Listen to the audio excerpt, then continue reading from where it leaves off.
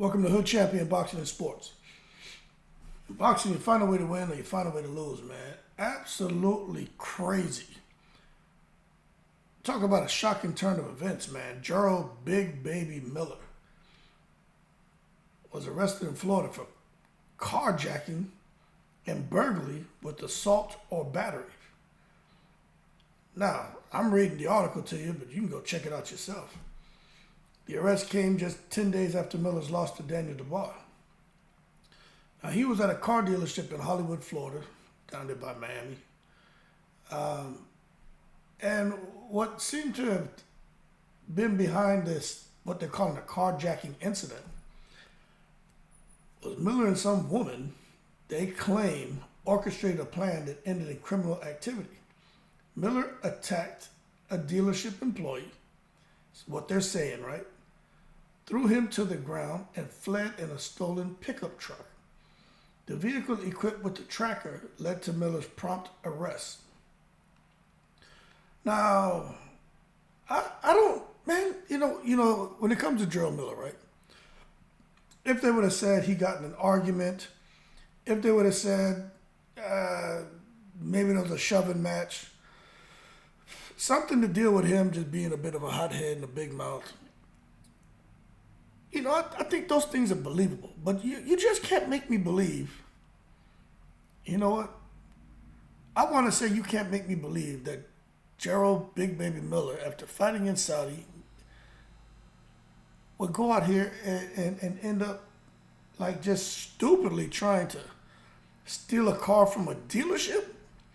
Like, who tries to steal a car from a dealership? So it doesn't matter if you like Jarrell Big Baby Miller or not. I don't think anyone in here is able to wrap their head around him trying to steal a truck. It just doesn't make sense. Like, it really has me sitting here thinking about myself, man. When I was young, I remember one time when I was young, man, I was like, I don't know, 14. I had like $80 in my pocket because I used to bag groceries. And I was with a group of friends who were in a store. And you know, everybody was, these guys, some were taking candy, some was taking this. And guys were, we were over there by this little section and they had little, you know, fake necklaces out, man. And I had the money in my pocket. I tried to take one. Anyway, I got caught. They didn't just get me there because I ran for my life.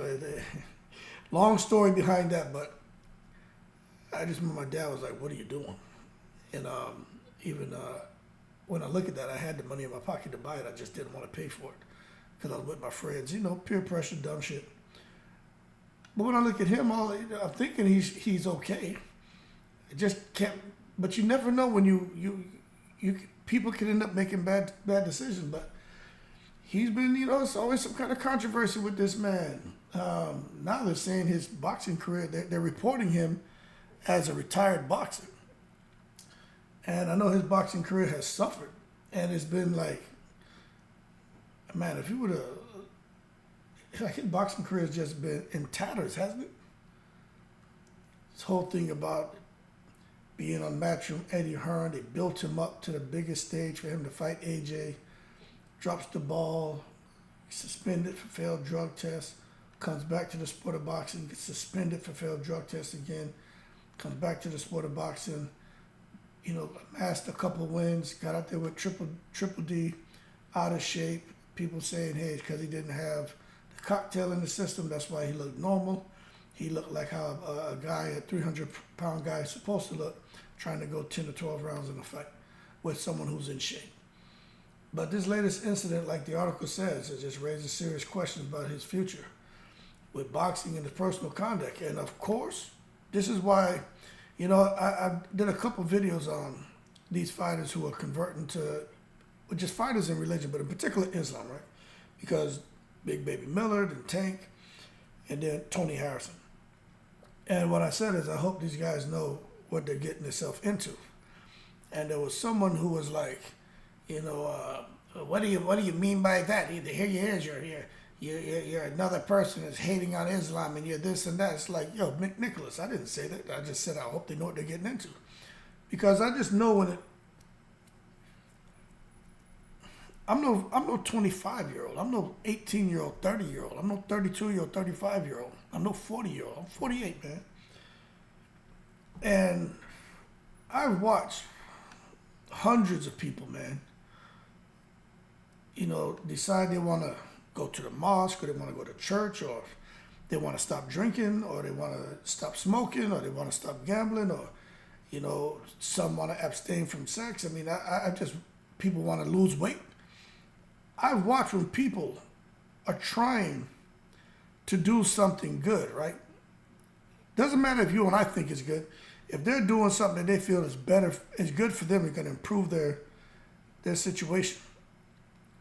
I knew, especially with this thing, with the religion thing, how people were going to be waiting and waiting and just waiting for these guys to do something.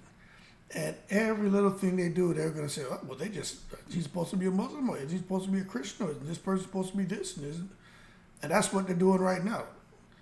How is it 10 days after taking Shahada, and didn't he just convert to Islam, and now he's out here doing carjacking? You know what I'm saying? And that's what I'm getting at, so. But at the same time, Jarrell Miller kind of earned his position because he's not the most pleasant person to deal with. He's very outspoken, very disrespectful. And although it's entertaining, now that he's kind of fallen on his face twice within a fortnight, people are having a ball with this.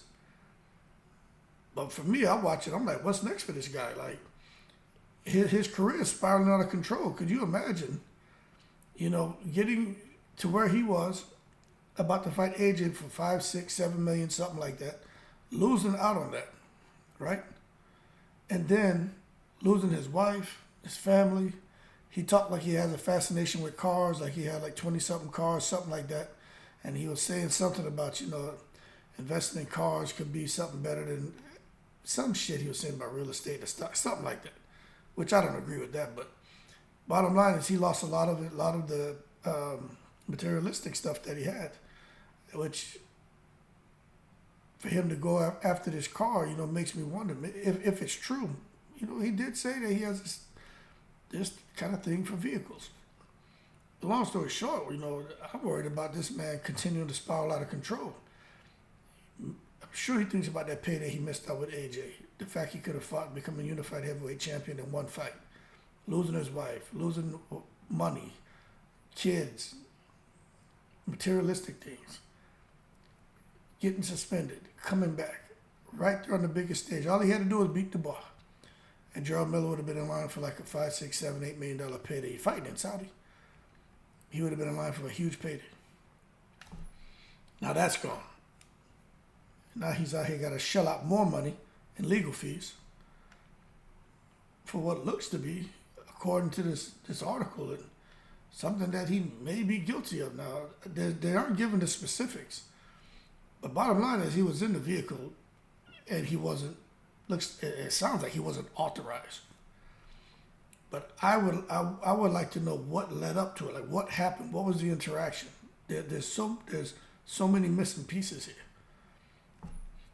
It almost sounds to me like everybody who got paid big money over there in Saudi, everybody went to buy a vehicle, and maybe he went over there and something went left. I don't know. But nonetheless, I guess we got to wait for more information, not make any assumptions. Bottom line, it sounds like he was in a vehicle he wasn't supposed to be in, and they had to track him down. I don't know. But anyway, y'all keep cool. I'm in the breeze.